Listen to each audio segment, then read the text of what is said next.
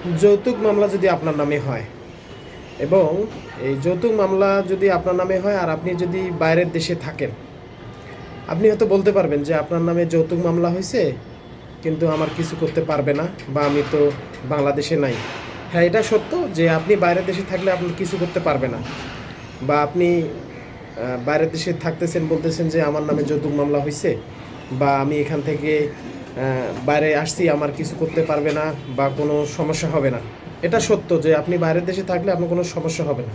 কিন্তু যখন আপনার নামে যৌতুক মামলা হবে, যখন আপনার কোর্টে হাজিরা দেওয়ার জন্য ডাকবে বা আপনাকে সাক্ষীর জন্য ডাকবে যে আপনি কই আছেন, তখন তো আপনি অনুপস্থিত অবশ্যই থাকবেন।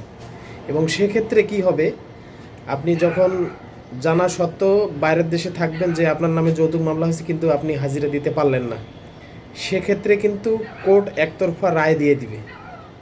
পরবর্তীতে আপনি যদি বাংলাদেশে থাকতেন তাহলে আপনার সুবিধা একটা থাকতো যে কোনো উকিল নিয়ে, কোনো ভালো ব্যক্তিকে নিয়ে আপনি, আর বাংলাদেশে থাকলে আপনার একটা সুবিধা থাকতো যে আপনি উকিলের মাধ্যমে ধরে আপনি ওখান থেকে বের হতে পারেন বা জামিনের ব্যবস্থা করতে পারেন।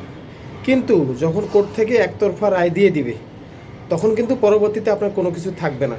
এটাতে আপনার শাস্তি হবে, আপনার জেল হবে, টাকা জরিমানা হবে।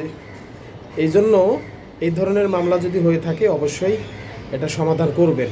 যদি ভেবে থাকেন যে আমি বাইরের দেশে আছি, আমার কিছু করতে পারবে না, হ্যাঁ, আপনার কিছু করবে না, এটা অবশ্যই। কিন্তু যখন আপনি বাংলাদেশে আসবেন, আপনার নামে গ্রেপ্তার পরোয়ানা জারি হবে। আপনি যেখানে থাকবেন না কেন, আপনাকে 5 বছর পর হোক, 10 বছর পর হোক, আপনি আসার সাথে সাথে আপনাকে কিন্তু পুলিশ গ্রেপ্তার করবে। অবশ্যই এটা থেকে সতর্ক থাকবেন। আমার ভিডিও ভালো লাগলে শেয়ার করে দিবেন। ধন্যবাদ। আসসালামু আলাইকুম।